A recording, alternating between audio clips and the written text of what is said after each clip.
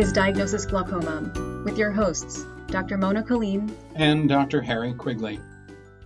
So here I am again on episode 30, talking with Dr. Pradeep Ramulu, the director of Glaucoma Center of Excellence at the Wilmer Eye Institute at Johns Hopkins, and my boss. We're going to be talking about adaptations glaucoma patients can make for those important activities of daily living that they may be having trouble with, either because of their glaucoma or because of glaucoma plus other things. Because I think one of the messages from Dr. Ramulu's research has been that it isn't just vision that gives people difficulties, and we have to take into account lots of other comorbidities. That means things that jump in there and also add to the problem that vision is causing to lead to an overall complex of problem.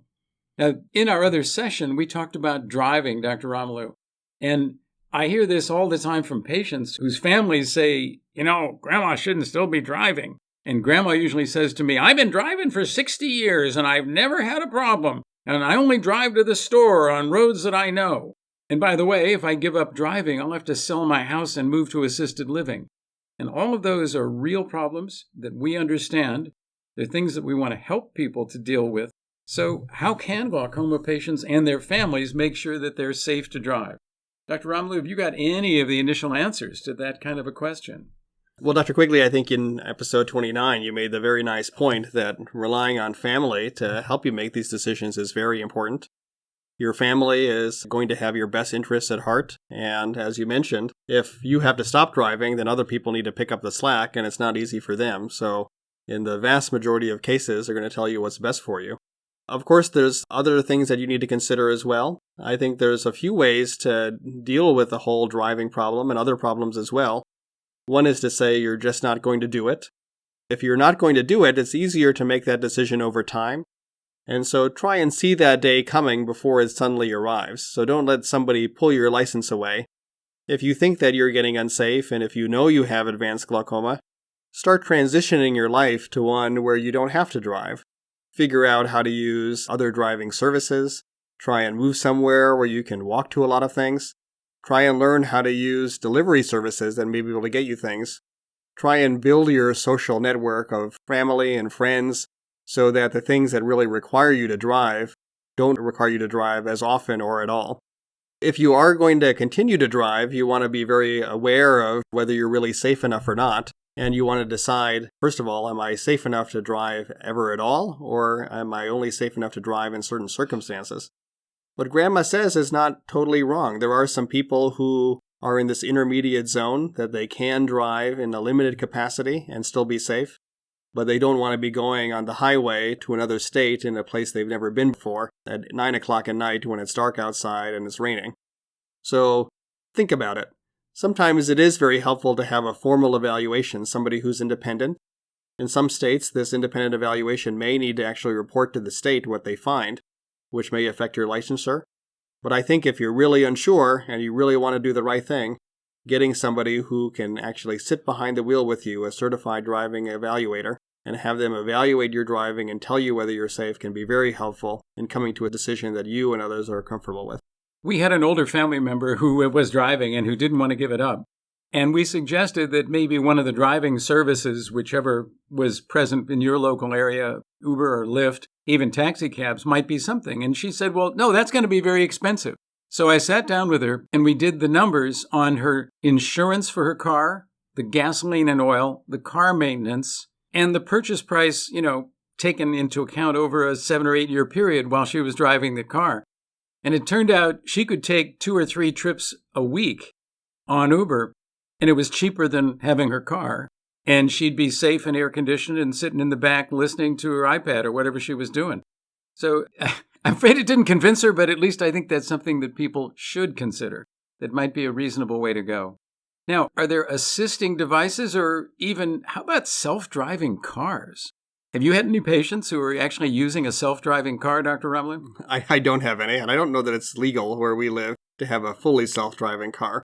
But there certainly are cars that are being made now, often unfortunately on the more expensive end, which help you out quite a bit, which tell you whether it's safe to turn into a lane, give you a camera to show you what's behind you, to tell you whether when you're backing out that a car is coming by and you need to be aware of it. But we understand that some of the older cars and the cars that you might already have don't already have this, and that some of the models of cars don't have it either. There are other practical things that you can do. I think that you can get these mirrors that go onto your rearview mirror, which give you a much broader field of view and allow you to see things that you wouldn't be able to see otherwise. And so if you have physical limitations as well and you have trouble turning your head, this is one way of getting around that. This is also true for the rearview mirror. There are inserts into that rearview mirror which allow you to see more broadly and give you a broader field of view. You are going to have to be aware that you want to maybe look around a little bit more than you normally would as well. So sometimes people understand that if they scan the environment more, that they can pick up things that they wouldn't have seen. So you don't just simply look straight ahead. You have to scan and look around some more. You have to be careful though, because if you're scanning around constantly all the time, you might actually end up missing what's right in front of you. And there's some very nice videos that people have produced about people with glaucoma who are always looking around and then end up almost hitting something which is right in front of them. Yeah, I bought a car just this last year, and the first thing I noticed was it was beeping at me all the time. If I look to the side, it yells at me with a beep and says, keep your eyes on the road. If I change lanes without signaling, it beeps at me. And twice now this year, it has automatically slammed on the brakes when it thought I was about to hit somebody who had stopped in front of me. And I have to admit, one of those times I might have hit that person if the car hadn't hit the brakes for me. And my son said, well, Dad, why don't you turn all that stuff off? You know, you can go in your settings and just turn it all off. And I'm thinking, maybe I'll just leave it on there because I actually don't mind the help. So it's not a self-driving car, but it's a additional instructing car. I have to admit, I have one patient who is using a car that largely drives itself, and he's someone who would not qualify to drive. But it's a physician who wants to go to and from work, and he goes during the 10 to 3 o'clock daytime period when it's not rush hour. He's never on an expressway. And as far as he's concerned, that's a safe thing for him. But as Dr. Ramulu mentioned, it's not presently legal. We tell patients who are in this situation, I know you want to keep driving, but imagine that you got in your car, you backed down your driveway and ran over one of your grandchildren because you didn't see them. There's no feeling on earth that would make that better. And you have to consider what the stakes are, as well as the odds that something bad is going to happen. Well, a second subject we talked about in the last podcast was falling. And we heard that falling is extraordinarily common. I mean, I was amazed at the frequency of falls that you got people to record and how severe some of them were. Yes. So after about 3 years, the majority of the people who we had in our study had fallen. So it was over 60%. And the number who had had an injury from a fall was about 40%. So this is something that's happening in the background all the time. And in fact, Dr. Quigley, I'm sure you see people come into your clinic with a splint or a cast. And I would say probably 80% of those times, they actually have that because they had a fall. And so you can see them all the time. And I'm sure many of you who are on this call or on this podcast would have had one yourself. So there are, fortunately, a lot of things that you can do to try and reduce this. The first is simply being aware of falls. I think just simply knowing that you're at a higher risk helps us change our behavior and maybe take a little extra time and a little extra caution to make sure that when we start moving around, that we know where we're going and that we're safe in doing so. I think there's often a lot of stigma to some of the things that really help people with fall, especially those of us who have physical limitations or more advanced visual field damage. And unfortunately, that's the case, but I wish it weren't so. But there's really no shame to be had in using a cane, a white cane if you really have very severe disease and you need that to kind of use your senses to know what's coming up, or to use a simple cane or a walker because your balance isn't good and you have physical limitations that might be compounding whatever visual problems you have, or just simply because you lack the physical strength to kind of keep yourself upright on a consistent basis. So I would implore all of you to not have an embarrassment about it as we get older. All of us are going to have some sort of disability at some point or the other. So it's happening to everybody, and don't be ashamed. I think that the patients who I see who've had a fall finally start using a cane. But I don't think it's usually even the first fall. I think it's the second one or the third one. And the difficulty here is that one of those falls could be the hip fracture. Breaking your hip and having to have it either repaired or going through the self-healing that goes on in those of us who are elderly, is a very, very big change in your lifestyle. And your friends don't mind if you're using a cane. Probably many of your friends are also using canes. And certainly a walker or the rolling kind of bicycle with the little basket in the front of it is a great way to get around your home environment. Because as Dr. Ramulu mentioned in episode 29, the home environment is where more falls happen than anywhere else. But in the outside world, if you start to fall, the way in which you stop the fall is using your leg and back muscles. And therein is the reason why physical strength is very important. And Dr. Ramulu, didn't you guys study physical strength and that sort of thing as part of your overall frailty work? It is, and certainly frailty is more common in people who have visual impairment. And I think part of it may be the deconditioning that happens because people who have vision loss become less physically active. And so that's one of the big challenges with falls, is that it's not simply the fall which is a problem, but it's the physical activity restriction that happens either before or even after the fall. And so being able to avoid falling is something which is very important for allowing you to continue to lead an active and healthy lifestyle, which maintains your muscle mass and your strength. So it isn't just poor vision, and it's awareness, it's muscle strength, it's balance. Boy, do I hear a lot from patients about having difficulty with their balance. In fact, at one point we thought that I heard so much about that balance and glaucoma must be somehow related to each other in terms of causation, that they probably have the same cause. Because why would so many people have both the vision problem and the balance problem? Well, it turned out when we studied people's balance ability who didn't have glaucoma and people who had glaucoma and studied their balance ability, we found that they weren't related to each other, which were both very common. So if 5% of people have one and 5% of people have the other, 5% times 5% is a lot of people, even though it's not something that's actually causally related. Another area we're talking about today is reading and what devices or steps the glaucoma patient can take if they're having difficulty with reading that they want to do. So what do you advise? I think with reading, especially if you're going to read traditional material such as a book or a newspaper, it's all about the lighting. So, and this is actually somewhat true for falls as well. A lot of falls that are preventable, especially those falls in the home, is really a lot about the lighting.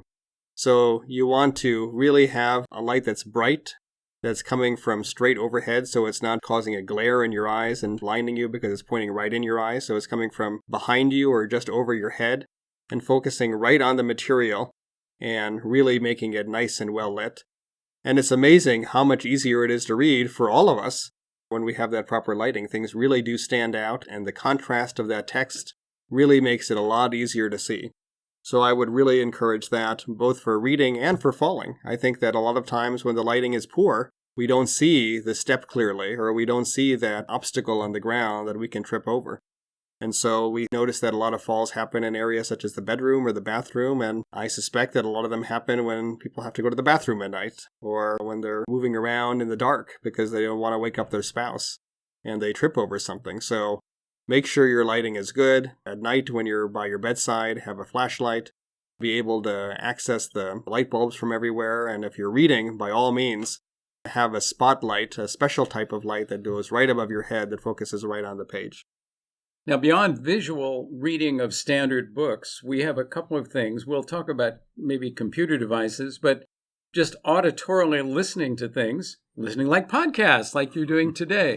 Or our book, Glaucoma, What Every Patient Should Know, has now been recorded. Dr. Kaleem and I each read alternate chapters of that book. And fairly shortly, that's going to be on diagnosisglaucoma.com as a free service that you can hear the book if reading it is difficult for you, if your vision is so poor that you can't read standard print. But Dr. Ramulu, do you have patients who go to see our low vision service? And what kinds of things do they get there that might help them? I think this is where our vision rehabilitation experts are really helpful to our patients. I think they have probably the most expertise in helping people read. And they do this by a number of techniques. Some of it is what I just told you, like kind of helping people understand the type of lighting that you need. Sometimes there's also simple commercial changes that you can make. So if you have a computer using techniques such as zoom text, If you have a Kindle, being able to switch what we call the polarity of the text. So in other words, instead of reading a black letter on a white page, to read a white letter on a black page can be quite helpful, although sometimes you don't really know how to make that happen. And so it is often helpful to go to an expert who can show you how to do this on a number of different devices in ways that you might not be able to figure out yourself. And I think sometimes if your vision is down far enough, it is necessary to make things bigger. And so they'll show you lots of different types of magnifiers that'll allow you to see the text large enough that it allows you to read them, either just reading a little bit of things in the grocery store, or if you're sitting down to really read a book. We read in so many different contexts that sometimes there's not one solution for everything. And so we have to understand that just to fix our reading, we might need 3 or 4 solutions for reading a book versus reading a computer versus reading at the grocery store versus reading street signs. Each of these may need a different adaptation. There certainly are a lot of things that have happened in these technological computer-assisted devices. When my Aunt Millie, who had macular degeneration, she didn't have glaucoma, but until she was 104, she was using her home computer-assisted device. Now, she had bought it 15 years ago when it cost, I think it cost her $10,000.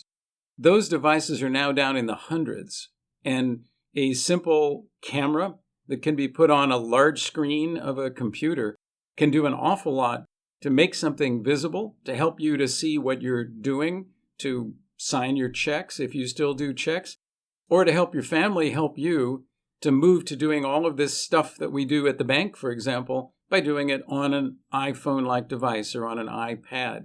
So technology changes, and if you've been to the low vision service 3 years ago, but you haven't been back since, I'll bet anything they've got some new toys that would be helpful to you that really might make your life a whole lot easier. Now, I know in another episode, it was episode 22, Pradeep, Tom Johnson talked about the future of stem cell work. We might talk a little bit about what's going on right now in artificial vision or some of the goggles things that are going on. First and most importantly, do you actually have any of those that are ready for prime time that patients are actually using in your practice? We don't. And Dr. Johnson and others here at Johns Hopkins and other universities are doing active research to give our patients a better future and some restorative therapies that will allow them their vision to be better. But I think right now we're in a situation that if you really have substantial degrees of vision loss from glaucoma, it's very important that you try and deal with what you're experiencing on a day-to-day basis now and not simply hold out hope for something that's going to happen in the future. I'm not telling you not to hold out hope, but I'm telling you to also deal with the situation as it is right now. And so it's important to really see a vision rehabilitation specialist and try and make your life more functional so that you can lead a more complete and fulfilling life. That isn't to say that you can't keep up on all this research and to know about it and to participate in clinical trials when they come along or to be helpful and knowledgeable about it. But I just don't want people sitting on their couch waiting for it to happen and not doing the simple things that they can do to make their life better. Well, this has been a great discussion on how to deal with the real-life problems of glaucoma patients. We certainly want you to check out many of the other podcasts on diagnosisglaucoma.com with Dr. Mona Kaleem, and the book Dr. Kaleem wrote with me called Glaucoma, What Every Patient Should Know, has information on these areas, has a chapter on low vision and other things. And it's available that you can buy it on Amazon, or you can read it free on the Wilmer Institute website on Johns Hopkins Medicine. Thanks very much. Hear you for the next podcast. Thank you. Thank you for joining us. Until next time, your mom says take your drops.